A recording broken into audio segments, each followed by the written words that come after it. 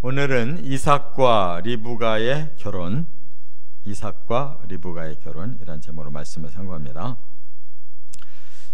오늘 이제 이삭과 리브가가 드디어 만나서 이제 가정을 이루는 결혼을 했다 하는 말씀인데, 이 내용에서 우리가 이 결혼의 아주 중요성과 그 결혼의 그 중요한 원리, 이것을 좀 깨달아야 됩니다. 하나님은 처음 인류를 만들 때 아담과 하와, 남자와 여자를 만드셔서 그들을 부부로 해서 자녀를 낳고 가정을 이루고, 그것이 점점 더 번성해서 이제 민족을 이루고, 그리고 온 세계에 가득하게 이렇게 하나님의 백성을 심기를 원하셨습니다. 그렇기 때문에 우리가 결혼을 통해서만 이게 이루어지지, 결혼 없이는 아무것도 이루어지지 않는 거예요. 그러므로 훌륭한 결혼이 뭐냐 하는 원리를 우리가 깨달아야 됩니다.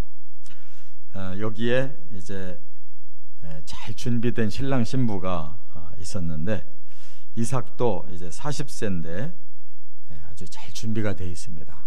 영적인 사람이에요. 그런데 또 리브가도 이미 이제 그 아브라함의 그런 그 피가 흐른 그 사람들이 이제 함께 하나님을 경외했던 것 같아요. 그러니까 그 아버지 데마로부터 이제 하나님을 만나서 그들이 갈대아 우르에서 하란으로 옮겨서 가나안까지 가려고 아버지 데라가 계획을 했었는데, 이제 하나님께서 이제 그들은 그 하란에 그냥 남게 하고 한 사람의 그 언약 백성을 이제 부른 것이 아브라함입니다. 그렇기 때문에 이제 아브라함은 언약이 흐르고 있고, 또 이 하란의 가족들은 이제 하나님을 경외하고, 그러니까 두 가지가 이제 통해지는 이러한 결혼이 이루어져요. 리브가도 하나님을 잘 경외하는 사람이고, 또 양쪽 다 믿는 집안이고, 이래서 이제 하나님의 깊은 뜻이 이루어지는 이제 결혼이 되었다, 그 말입니다. 그래서 결국 언약 백성 2대로 내려가는 이삭과 리브가의 결혼이 있었고, 또 3대로 내려가는 또 야곱이 또 내내 하란에 와서 결혼하거든요. 두 자매가 있었는데, 그 동생 라헬을 사랑했는데 이 라반 외삼촌이 뒤바꿔 버려요.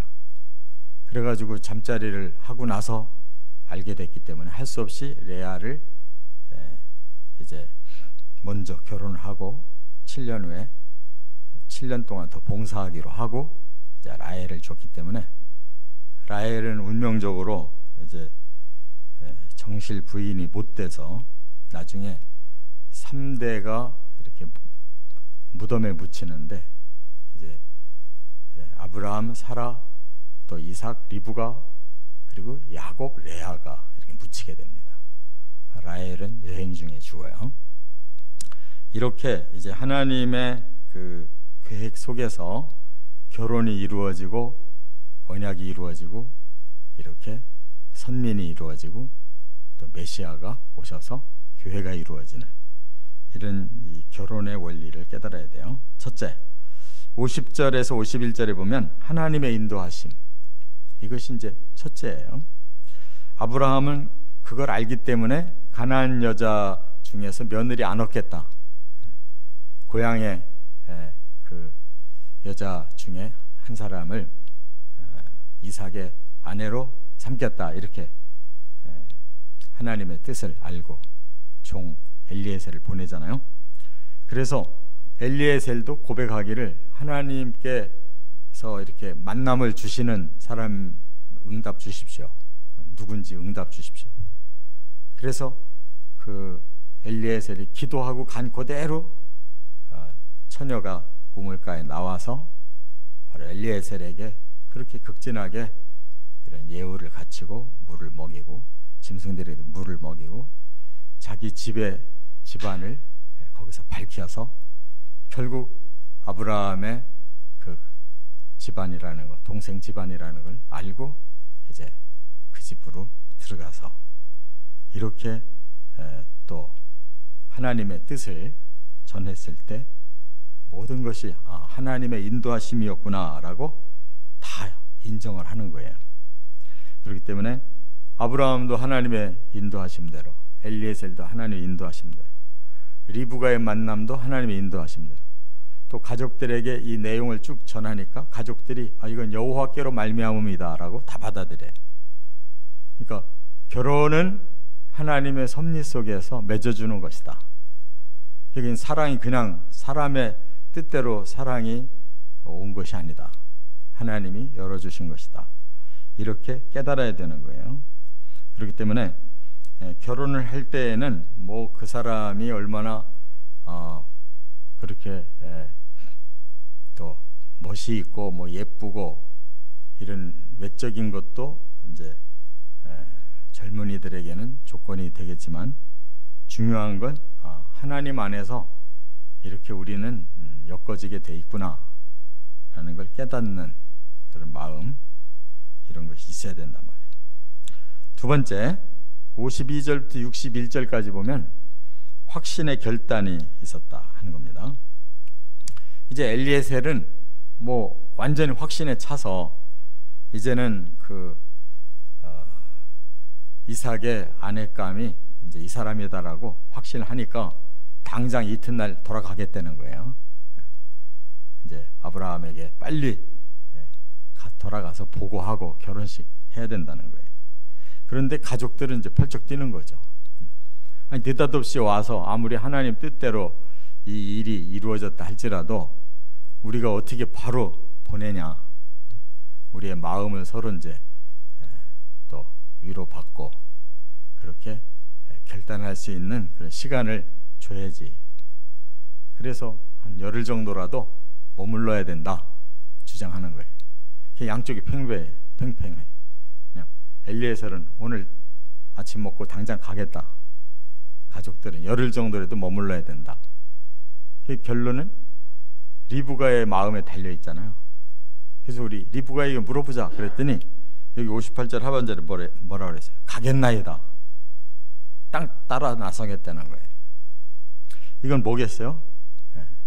리브가의 마음에도 확신이 온 거예요. 이건 하나님이 인도하십니다. 내가 그곳으로 가는 것이 맞구나 라고 생각하니까 결단이 된 거예요. 그래서 내가 가겠나이다 말해요. 이 결단에는 신앙심이 필요한 거예요. 여기서는 그런 모든 상황만 알았지 뭐 남편감이 어떻게 생겼는지 모르잖아요.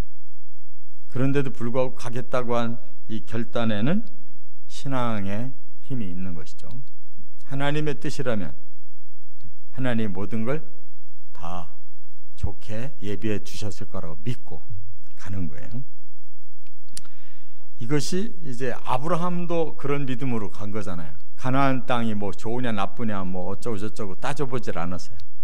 하나님이 그냥 언약을 주면서 떠나라 하니까 순종했잖아요. 리브가도 가나안 땅의 신랑감이 어떤지 전혀 모르는데 바로 따라가겠습니다라고 나선 거는 아브라함과 똑같은 믿음으로 가는 거예요. 그런데 그 믿음이 하나님이 모든 걸 예비해 주실 거라는 거, 하나님의 뜻이라는 거, 그렇다면 순종밖에 없는 거예요. 그래서 즉시 가나안 땅으로 돌아갔다 그 말입니다. 이와 같이 하나님께서는 우리 사람들의 생애를 이렇게 인도하신다는 거, 특히 결혼이라는 것은 사람의 생각으로 하는 게 아니고 하나님의 섭리에 우리가 깨달음과 순종과 결단으로 하는 것이다 하는 것을 깨닫습니다. 그렇기 때문에 그 이후에 벌어지는 일들은 다 받아들여야 되는 거예요. 이건 하나님이 허락하신 일이다 했으면 사람의 생각과 조건으로 자꾸 문제를 만들면 안 돼요. 모든 건 덮어버리고 하나님의 뜻을 끝까지 순종하는 것이 이 결혼의 원리라는 확신과 결단이 필요해요. 그래서 리브가의 가족들도 거기에 이제 순종합니다. 그러면서 마지막 헤어지는 마당에 축복을 빌어요. 그러니까 복을 빌은 거지. 그런데 이것이 사람의 복이 아니었어요. 그들에게 하나님의 성령이 감동을 주는 복이라고.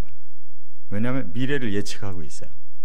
뭐라고 그랬냐? 여기 60절에 리브가에게 축복하여 이르되 우리 누이여 너는 천만인의 어머니가 될지어다.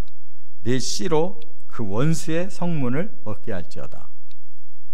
그러니까 천만인의 어머니라는 말은 하나님의 언약을 받은 이 이삭과 리브가를 통해서 하나님이 많은 백성을 주겠다고 언약했잖아요. 그걸 그 가족들이 하나님이 주신 영감 가지고 그렇게 축복을 했는데 그는 립서비스가 아니에요.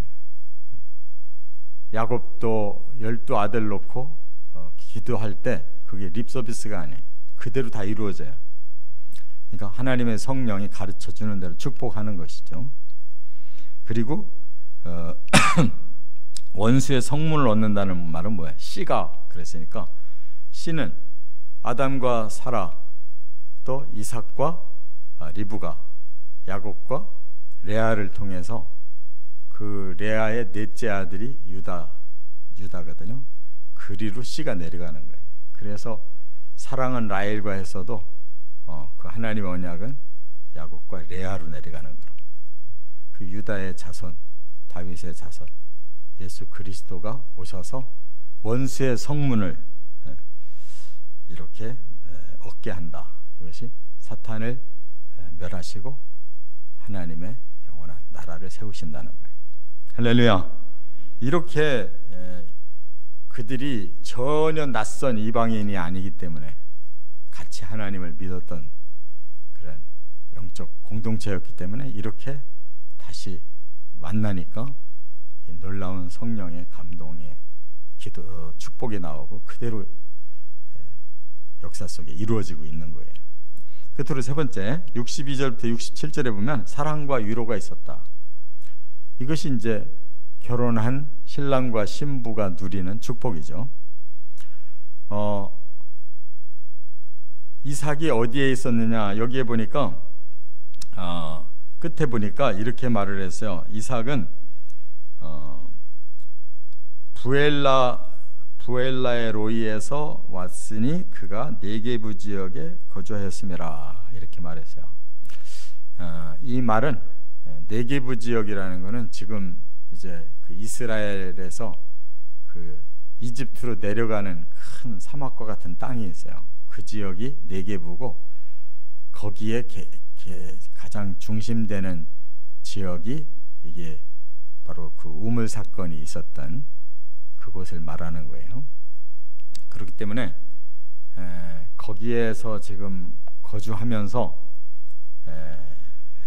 그 사라가 죽었기 때문에 그 아들 이삭은 이제 외롭게 이렇게 쓸쓸하게 어머니를 잃고 이렇게 살고 있었다 그 말이에요. 그러다가 이제 리브가가 오게 된 거예요. 그는 여기 보니까 묵상을 하고 있었다 이렇게 말을 하고 있거든요. 이게 묵상이라는 말은 원어가 수하흐라고 그러는데 이거는 조용히 기도한다 하는 의미가 있어요. 그러니까 묵상 기도를 하고 있다는 거예요. 그러니까 이제 어머니가 없고 이제 또 아내를 만나야 되는데 이제 그런 마음에 간절한 소원이 생겼겠죠. 그러니까 기도하는 생활을 하고 있었다는 거예요. 그러다가 이제 그 리브가가 도착을 한 거예요. 그런데 리브가는 또 앞에 사람이 서 있으니까 누구냐 묻고 저 사람이 바로 이삭이다라고 소개를 하니까 낙타에서 바로 내려서 너울로 얼굴을 가렸다. 그 말은 이제 지금도 그 이슬람 계통에서는 여인들이 눈을 다 가리잖아요. 이제 얼굴을 다 가리잖아요. 이제 또 천주교 같은 데서는 지금도 미사 드릴 때 면사포를 쓰잖아요.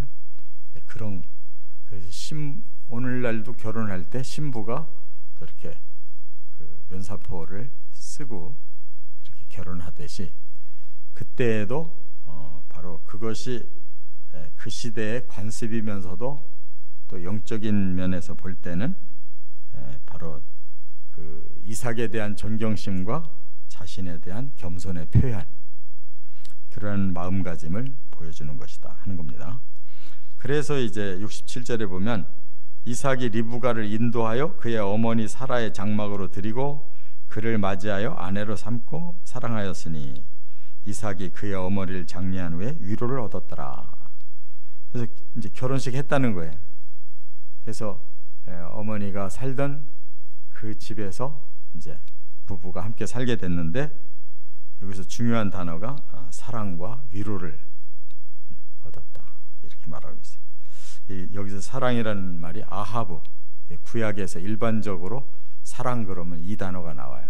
이 단어는 하나님 안에서 사람들이 나누는 행복, 또 여기 위로라는 말은 원어가 나함이에요. 나함이라는 말은 안심, 평안. 이게 말하자면 하나님을 우리가 만났을 때 영적인 안식을 누리듯이 사랑하는 사람들이 만났을 때 영혼과 영혼의 안식을 누리는 것을 나함이라고 그래요. 그리고 어머니를 잃은 그 3년간의 그 고독함이 새로운 아내를 맞이함으로써 이제 다 풀려졌다 그 말이죠. 이렇게 가정이라고 하는 것은 사랑이 있고 안식이 있는 곳이 가정이에요. 이것을 이제 그냥 내가 결혼해서 저 사람의 사랑을 받고 저 사람이 주는 안식을 누리겠다 이런 마음을 가지고 결혼하면은 금방 깨져요. 왜냐하면 서로가 그게 필요하기 때문에 서로를 사랑해야 되겠다, 서로에게 안식을 줘야 되겠다 이런 마음을 가져야 된다 그 말이죠. 이렇게 결혼의 원리는 하나님과 누리는 그런 영적인 사랑과 안식처럼 사람 간에도 영혼의 이런 사랑과 안식이 함께 돼야 된다는 걸 깨닫습니다. 이런 우리 믿음의 가문에 이런 이삭과 리브가의 결혼의 원리대로 이런 축복이 있으시기를 주의 이름으로 축원합니다.